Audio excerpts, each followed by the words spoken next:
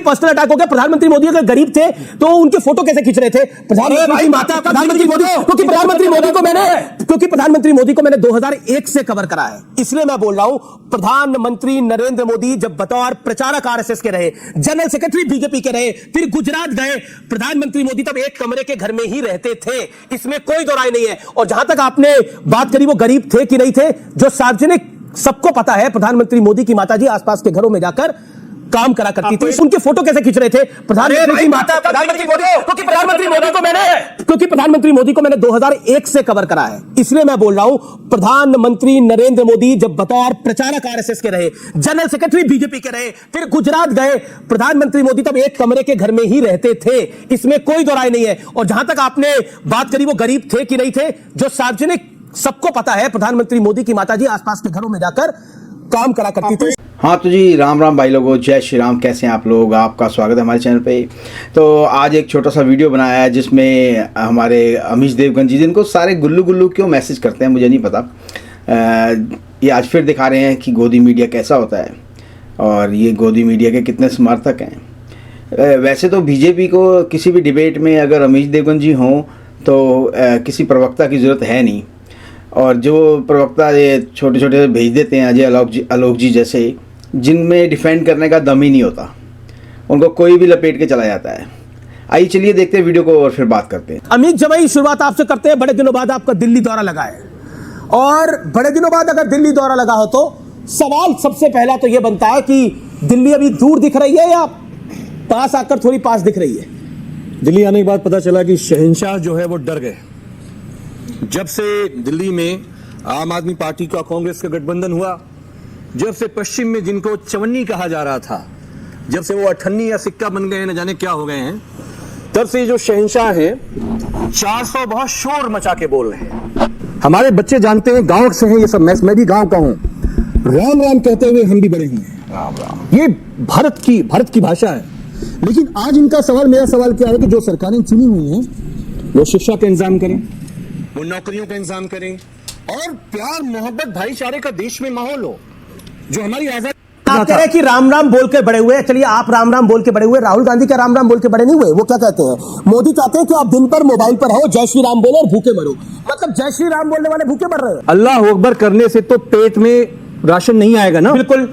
भगवान का राम दिल 24 घंटे जपवाने से मेहनत, मशक्कत, नौकरी, शिक्षा जो सरकार का वादा है, हम कह रहे हैं आप धर्म का एक्सपर्ट क्यों बनना चाहते हैं? 5 वक्त का नमाजी और अपना काम भी अच्छे से करता हो तो क्या कहिएगा उसको? बहुत अच्छी बात है, काम तो हो। क्यों बोला जनरलाइज करके? क्यों बोला हाथ में कटोरा है। गांधी ने जनरलाइज करके क्यों बोला? हाथ में। यहाँ पर इतने सारे युवा बैठे हैं, ये भगवान राम का नाम भी लेते होंगे, वासुदेव कृष्ण का नाम भी लेते होंगे, लेकिन अपना कर्म भी करते हैं, अपना धर्म भी करते हैं। रमेश भाई, तो क्या कहिएगा?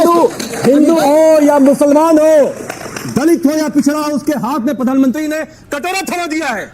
80 करोड़ लोग भारत के, 80 करोड़ लोग, प्राइम मिनिस्टर कहते हैं मैं 80 करोड़ लोगों को खाना खिला रहा हूं, राशन दे रहा हूं।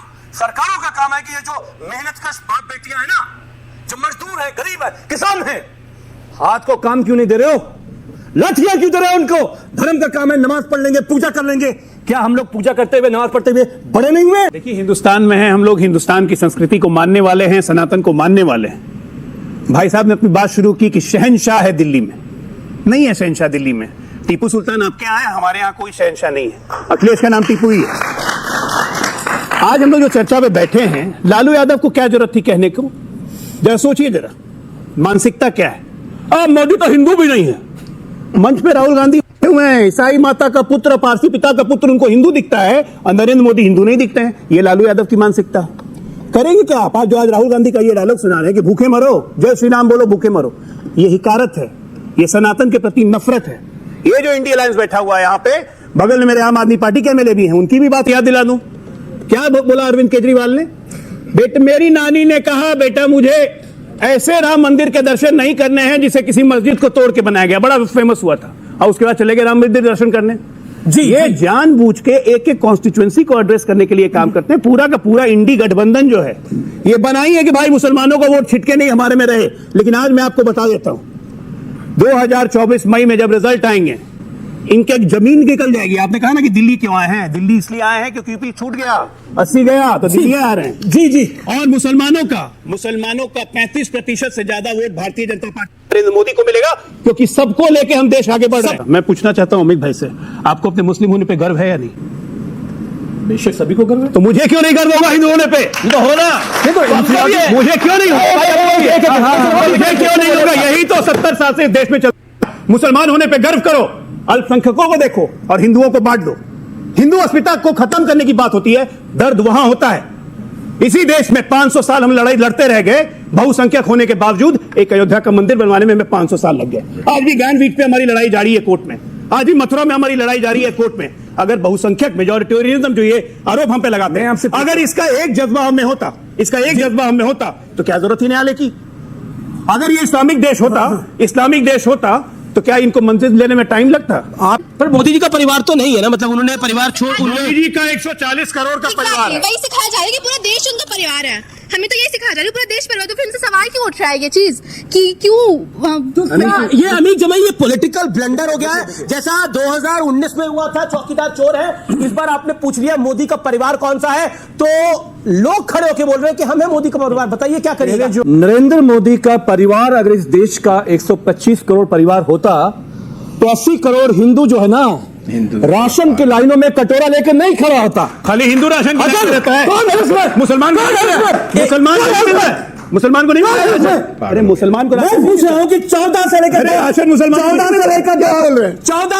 2024 में हिंदू की ही सरकार है ना, कि मुसलमानों का कंट्रोल है एंटीना पे सरकार के, तो 80 करोड़ लोग कटोरा के लायक क्यों खड़े हैं? सवाल यह कि अगर आप ही कह रहे हैं कि प्रधानमंत्री हिंदुओं का सबसे बड़ा ठेकेदार है, तो हिंदू परेशान क्यों है? प्रधानमंत्री मोदी इस देश के प्रधानमंत्री हैं जिसमें तमाम धर्म, तमाम संप्रदाय है, इनकी सोच गंदी है। अब कोई मोदी ऐसे नहीं होता है, ठीक है ना? मोदी बनने के लिए जितनी तपस्या करनी पड़ती है, वो परिवारवादी कभी नहीं कर सकते। क्या अखिलेश लॉन्च हुए, मुलायम के बेटा थे तो बन गया मुख्यमंत्री है? अरविंद केजरीवाल जेल जाएंगे तो उनकी पत्नी बन जाएंगी मुख्यमंत्री। यहां मोदी का न मतलब तपस्या है, तग है, खपाना पड़ता है अपने आप को। अब राहुल गांधी जी ठीक है, परिवारवाद के प्रोडक्ट है। वरुण गांधी जी क्या थे जो आपको लड़वा रहे थे? उनकी माता जी को क्यों लड़वा रहे थे आप? क्या रीजन है आपके पास में? वसुंधरा राजे सिंधिया आपके मुख्यमंत्री बन रही थी, क्या रीजन था आपके पास में? तो नहीं चलिए, अरे पहले तो बनती रही है। मेरा ये कहना है कि सिर्फ बेकार की बात है। अरे वनवास करने जाते थे, मेरे को आज तक कोई बच्चा नहीं दिखा। मेरे पिताजी की फोटो मुझे बचपन की एक नहीं दिखती। मेरे पिताजी से तो बड़े होंगे मोदी जी, वो फोटो बचपन में इतनी बढ़िया फोटो खींच रही है, इतने गरीब भी थे। अच्छा वनवास में भी जाते थे, प्रधानमंत्री ये दिखाता है डिप्रेशन उनके अंदर भरी हुई। तो पर्सनल अटैक हो गया। प्रधानमंत्री मोदी अगर गरीब थे तो उनके फोटो कैसे खींच रहे थे? प्रधानमंत्री मोदी को मैंने 2001 से कवर करा है, इसलिए मैं बोल रहा हूं। प्रधानमंत्री नरेंद्र मोदी जब बतौर प्रचारक आरएसएस के रहे, जनरल सेक्रेटरी बीजेपी के रहे, फिर गुजरात गए, प्रधानमंत्री मोदी तब एक कमरे के घर में ही रहते थे, इसमें कोई दो राय नहीं है। और जहां तक आपने बात करी वो गरीब थे कि नहीं थे, जो सार्वजनिक सबको पता है, प्रधानमंत्री मोदी की माताजी आसपास के घरों में जाकर काम करा करती थी। शायद ये बात मेरे को यहाँ बतानी जरूरी नहीं थी, लेकिन इसलिए बताइए क्योंकि आपको किसने बताया था?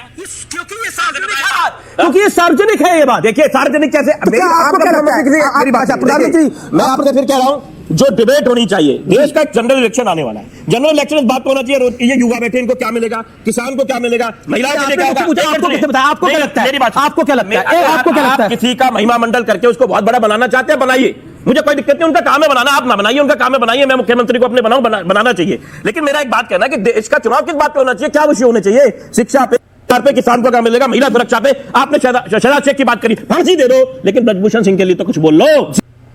हाँ तो जी भाई लोगों, वीडियो तो हो गया ख़त्म। और प्लीज़ मुझे कमेंट करके बताइए कि जहाँ पे अमित देवगन जी हों तो वहाँ बीजेपी के प्रवक्ता की ज़रूरत है कि नहीं है। अच्छा ये तो अलग बातें हैं, इनको ऐसे बात नहीं बोलनी चाहिए थी। प्रधानमंत्री हैं हमारे, चाहे वो कांग्रेस के हों चाहे बीजेपी के हों, प्रधानमंत्री तो प्रधानमंत्री होते हैं। उनके बारे में या उनकी फैमिली के बारे में ऐसा अमित देवगन जी को नहीं सार्वजनिक बोलना चाहिए था, चाहे वो कहीं पे भी लिखा हुआ है, चाहे कुछ भी है। तो ऐसे में मुझे नहीं लगता कि अजय आलोक जी काफ़ी हैं दूसरे प्रवक्ताओं से भिड़ने के लिए। और बाकी अमित जी पूरा साथ देते हैं उनका, जो भी होता है बीजेपी का प्रवक्ता। तो जी प्लीज़ कमेंट करके बताइए कि हमें अमीश देवगन के अलावा कोई और अच्छा प्रवक्ता मिल सकता है कि नहीं। उम्मीद करता हूँ वीडियो आपको पसंद आया होगा। प्लीज़ चैनल को सब्सक्राइब करें, वीडियो को लाइक करें, शेयर करें। मैं आपको मिलूंगा अगले वीडियो में। तब तक के लिए जय श्री राम, हर हर महादेव, जय हिंद।